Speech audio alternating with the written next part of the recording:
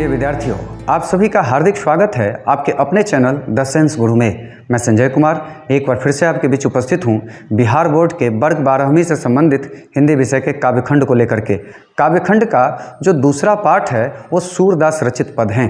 आज के इस वीडियो में सूरदास के जीवन परिचय का एक संपूर्ण विवरण आप सबों के समक्ष प्रस्तुत करने वाला हूं। लेकिन उससे पहले मैं आप सभी के प्रति आभार व्यक्त करता हूं, आप सभी को धन्यवाद प्रेषित करता हूं कि काव्यखंड से संबंधित जो मेरा पहला वीडियो था करवक का, उसकी आप सभी ने बड़ी जम करके प्रशंसा और सराहना की थी, जिससे मैं उत्साहित होकर के पुनः मैं आप लोगों के बीच उपस्थित हूं। मैं आशा करता हूं कि उससे ज़्यादा प्रशंसा और उससे ज़्यादा सहयोग मेरे इस वीडियो को भी आप सभी का प्राप्त होगा।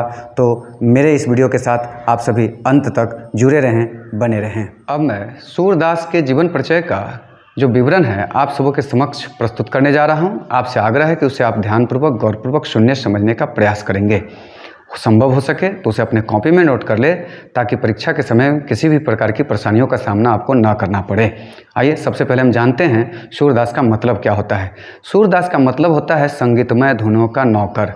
मैं फिर से दोहरा दूं, उसे आप नोट कर ले। सूरदास का मतलब होता है संगीतमय धुनों का नौकर। सूरदास जी का जो जन्म वर्ष है उसे लेकर के साहित्यकारों में मतभिन्नता है। फिर भी अनुमानतः ऐसा माना जाता है कि उनका जन्म 1478 ईस्वी में और उनकी जो मृत्यु है 1583 ईस्वी में पारसोली नामक गांव में हुआ था।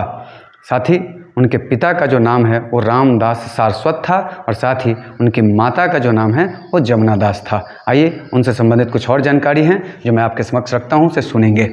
निवास स्थान, वो ब्रज क्षेत्र में कई जगहों पर रहे हैं। गौ घाट में, वृंदावन में और पारसोली में। ये वही जगह है जहाँ पर उन्होंने अपने जीवन का अंतिम सांस लिया था। शिक्षा, स्वाध्याय द्वारा, उन्होंने स्वाध्याय द्वारा ज्ञान अर्जित किया। उन्होंने जो भी ज्ञान सीखा वो खुद से पढ़ करके खुद के मेहनत से उन्होंने अर्जित की थी।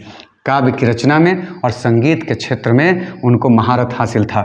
उनकी जो अभिरुचि थी वो पर्यटन करने में, पर्यटन करने का मतलब होता है वो घूमने फिरने में उनकी रुचि थी।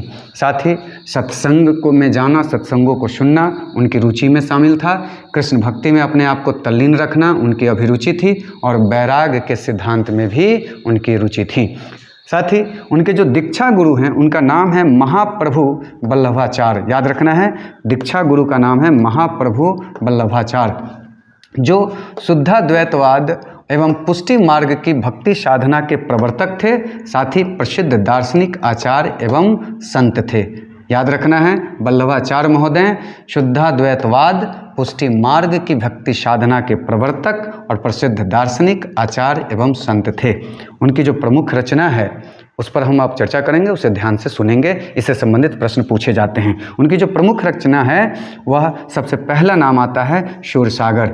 ये वही रचना है जिससे सूरदास जी को सबसे ज़्यादा पूरी दुनिया में प्रसिद्धि और ख्याति अर्जित हुई थी, वो सूरसागर की रचना को लेकर के ही। आइए उनके अन्य महत्वपूर्ण रचनाओं में राधा रसकेली, सूरसारावली है और उनका जो दीक्षा काल था, उन्होंने जो उनके जो दीक्षा गुरु थे ये माना जाता है कि 1509 से 1510 ईस्वी के बीच में उन्होंने अपने गुरु से दीक्षा अर्जित किया था। उनका जो व्यक्तित्व था सूरदास जी का वो काफ़ी आकर्षक था। उनका व्यक्तित्व वो काफ़ी विनम्र स्वभाव के थे, कोमल स्वभाव के थे। वैराग के सिद्धांत में वो अपने आप को रुचि रखते थे और साथ ही ऐसा माना जाता है कि जन्म से ही वो अंधे थे।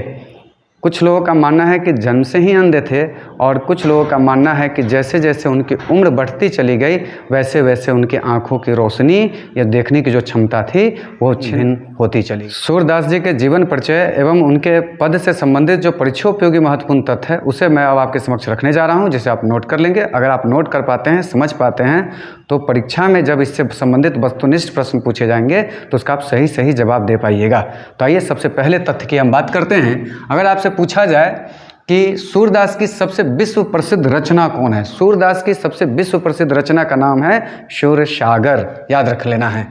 अगर आपसे पूछा जाए कि सूरदास किस भाषा के महान कवि थे, तो वो ब्रज भाषा के महान कवि थे। सूरसागर की रचना किस पद्धति पर हुई है? अगर ऐसा पूछा जाए कि सूरसागर की रचना किस पद्धति पर हुई है, तो सूरसागर की रचना श्रीमद् भागवत की पद्धति पर हुई है। सूरसागर की रचना किस भाषा में की गई है, तो वो ब्रज भाषा में की गई है। याद रखना है, सूरसागर की रचना ब्रज भाषा में की गई है। अगर आपसे पूछा जाए कि सूरदास किस काल के कवि थे, तो सूरदास भक्ति काल के कवि थे। सूरदास किस शाखा के कवि थे, ऐसा पूछा जा सकता है, तो सूरदास कृष्ण भक्ति शाखा के कवि थे। सूरदास किस मार्ग के कवि थे, तो सूरदास पुष्टि मार्ग के प्रधान भक्त कवि थे। अगर आपसे पूछा जाए कि सूरदास के काव्य के कितने प्रधान विषय थे, सूरदास के काव्य का जो प्रधान विषय था वो कितना था, तो 3 था। और वो 3 विषय कौन कौन थे, विनय भक्ति, वात्सल्य और प्रेम श्रृंगार। आपसे एग्जाम में इसमें से या तो तीनों ये आपके ऑप्शन में मिलेगा या इनमें से कोई एक ऑप्शन मिलेगा, और आपसे पूछा जाएगा कि इनमें से कौन सूरदास के काव्य का विषय है, तो आप उसका जवाब दे पाए, इसलिए इसे नोट कर लीजिए। पहला विषय है विनय भक्ति, दूसरा है वात्सल्य, तीसरा है प्रेम श्रृंगार। आइए अगला जो तथ्य है, प्रस्तुत दोनों पद वात्सल्य भाव के हैं। जो इस पाठ में सूरदास के जो हम लोग पद पढ़ेंगे, 2 पद हैं, वो दोनों पद जो है वो किस भाव के हैं, वात्सल्य भाव के हैं। और ये दोनों पद लिया कहाँ से गया है, क्षीर सागर से वो लिया गया है। सूरदास जी के पिता का नाम रामदास शाश्वत था और सूरदास के माता का नाम जमुना दास था और सूरदास के बचपन का जो नाम था मदन मोहन था। आइए कुछ और तथ्य हैं। सूरदास जी का जन्म 1478 ईस्वी में अनुमानतः, सूरदास जी का निधन 1583 ईस्वी में। सूरदास जी की मृत्यु का जो स्थान अगर आपसे पूछा जाए तो वो पारसोली था, पहले ही बताया जा चुका है कि सूरदास जी के मृत्यु का स्थान पारसोली था। सूरदास अष्टछाप के कवि थे।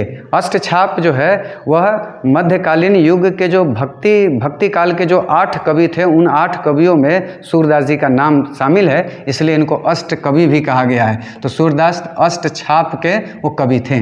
साहित्य लहरी किसकी रचना है, अगर ये पूछा जाए तो ये आप जवाब देंगे कि सूरदास की रचना है। सूरदास जी के वल्लभाचार्य जो हैं उनके दीक्षा गुरु थे, तो याद रखना है, पूछा जा सकता है उनके दीक्षा गुरु का नाम, तो वल्लभाचार्य सूरदास जी के दीक्षा गुरु थे। सूरदास किस मार्ग में दीक्षित हुए, तो सूरदास पुष्टि मार्ग में दीक्षित हुए। पूछा जा सकता है कि सूरदास के पूज्य कौन थे, तो सूरदास के जो पूज्य थे वो श्री कृष्ण थे। सूरदास वात्सल्य रस के कवि थे, ऐसा पूछा जाता है किस रस के कवि थे, तो वात्सल्य रस के कवि थे। और साथ ही अष्टछाप की स्थापना 1565 ईस्वी में हुई थी। कभी कभी ये पूछ दिया जाता है कि अष्टछाप की स्थापना कब हुई, तो 1565 ईस्वी में। सूरदास को कृष्ण की जूठन की भूख थी, ये याद रखना है। और अष्टछाप की स्थापना विट्ठल नाथ जी ने की थी, याद रखना है। ये अष्टछाप की स्थापना श्री विट्ठल नाथ के द्वारा की गई थी। और पूछा जाए कन्या शब्द का क्या अर्थ होता है, तो उसका अर्थ गोद होता है। एक प्रश्न ये है, कई बार पूछा गया है कि सूरदास को किसकी भूख थी, सूरदास को किसकी भूख थी, तो सूरदास को श्री कृष्ण के जूठन की भूख थी। पाठ से संबंधित कुछ चंद तथ्य रह गए हैं जो इस प्रकार है, उसे आप सुन लें। अगर उनका जन्म स्थान पूछा जाए, सूरदास जी का जन्म स्थान तो सिही नामक गांव में हुआ था, याद रखना है। अगर आपसे एग्जाम में पूछा जा सकता है कि कृष्ण किसकी गोद में बैठकर भोजन कर रहे थे, तो कृष्ण नंद की गोद में बैठकर भोजन कर रहे थे। उनकी जो पंक्ति हैं, सूरदास जी द्वारा रचित जो पंक्ति हैं, उसमें एक पंक्ति है कि कछुक खात कछुक धरनी गिरावत छवि निरखति नंद रनिया में। ऐसा पूछा जाता है कि इसमें कौन सा अलंकार है, तो इसका जवाब होगा इसमें, इस पंक्ति में अनुप्रास अलंकार है। एक और इनकी पंक्ति है, कवल कुसुम फूले नर नारी सूर श्याम में भी अनुप्रास अलंकार है, यह ध्यान रखना है। वल्लभाचार्य से मिलने से पूर्व सूरदास दास विनय दैन्य भाव के पद गाया करते थे। आपसे पूछा जा सकता है कि वल्लभाचार्य से मिलने से पहले सूरदास किस पद को गाते थे, तो उसमें दास विनय दैन्य भाव वाले वो पद गाया करते थे। दूसरे पद में किस खाद्य पदार्थ का उल्लेख है, ये पूछा जा सकता है दूसरे पद में, तो दूसरे पद में दही माखन मिश्री आदि खाद्य पदार्थ का उल्लेख है। मैं आशा करता हूँ कि मेरा ये जो पाठ से संबंधित जो जीवन परिचय और या उससे संबंधित जो महत्वपूर्ण तथ्य थे वो आपको काफ़ी पसंद आया होगा। और मैं इस वीडियो को यहीं समाप्त करूंगा इस वादे के साथ कि यथाशीघ्र इस पाठ का जो भावार्थ है, जो सरलार्थ है, उसे लेकर आपके बीच में बहुत जल्द आऊँगा। तब तक के लिए शुभ विदा, धन्यवाद।